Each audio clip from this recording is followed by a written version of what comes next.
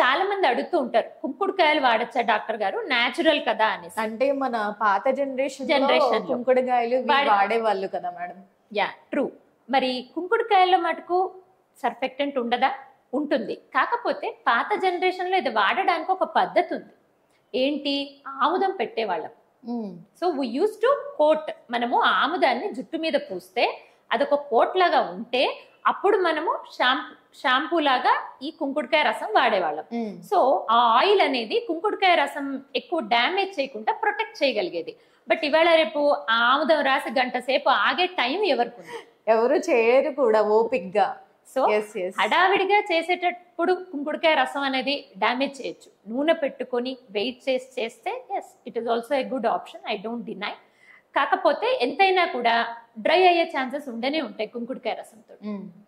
అంటే దానిలో ఇంగ్రీడియంట్స్ ఏమి సల్ఫేట్ ఫ్రీ అలా కాదు కదా, న్యాచురల్ గా ఉన్నవే, బట్ దే కెన్ కాజ్, వాటి వల్ల కూడా డ్రైనెస్ ఉంటుంది.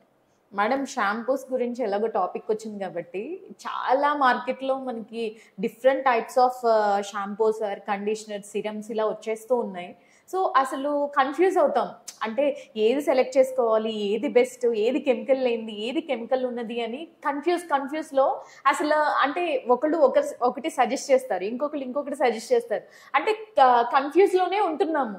సో ఏది బెస్ట్ అంటారు, ఏది వాడడం బెటర్ అంటారు? ఇప్పుడు నేను మీకు ఇందాక చెప్పినట్టు, వాళ్ళు ఏమన్నా చెప్పనివ్వండి, ఏదైనా అడ్వర్టైజ్మెంట్ చేసుకొనివ్వండి, మీరు చూడాల్సిందల్లా ఆ సర్ఫెక్టెంట్ ఏంటి అని చూసుకోండి. సో బీటైన్, కోకెయిన్ అనేటువంటి సల్ఫేట్ ఫ్రీ ఉన్నటువంటి సర్ఫెక్టెంట్ ఉంటుంది. సో ఆ ఇంగ్రీడియంట్స్ ఉన్నాయా? అపార్ట్ ఫ్రమ్ దాట్, దాంతో పాటు ఆల్రెడీ దానిలో కూడా మాయిశ్చరైజింగ్ ఫ్యాక్టర్స్ ఉన్నాయా? ఎలాంటివి? గ్లిజరిన్ కావచ్చు, అలోవెరా కావచ్చు, ఆలివ్ ఆయిల్ కావచ్చు, ఆర్గాన్ ఆయిల్ కావచ్చు. సో ఇలాగా న్యాచురల్ గా దొరికేటువంటి ఆయిల్స్, లేదా nowadays some butters are coming, cocoa butter, shea butter, ఇలాంటి బట్టర్స్ కావచ్చు. ఇలాంటి ఇంగ్రీడియంట్స్ కూడా ఉన్నాయా? And other important thing is, కొన్ని కెమికల్లో కూడా డైమెథికాన్ అనేటువంటి, సైక్లోమెథికాన్ అనేటువంటి ఇంగ్రీడియంట్స్ ఉంటాయి. వీటిని మేము మామూలుగా హ్యూమెక్టెంట్స్, ఎమోలియన్స్ అని అంటుంటాం. ఇవి మనం వాడినప్పుడు హెయిర్ షీత్ ని స్మూత్ చేస్తూ ఉంటాయి. సో ఇలాంటి ఇంగ్రీడియంట్స్ ఉన్నాయా చూసుకోండి. Don't go by advertisement, just look in to the ingredients.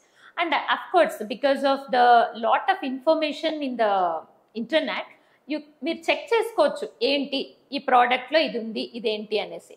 So information కొంచెం స్టాండర్డ్ వాటిలో చెక్ చేసుకొని మంచిగా ఉంటే తీసుకోవచ్చు. డోంట్ గో బై అడ్వర్టైజ్మెంట్, లోపల ఉన్న ఇంగ్రీడియంట్స్ చూసి డిసైడ్ చేసుకోమని నా advice. Thank you madam. And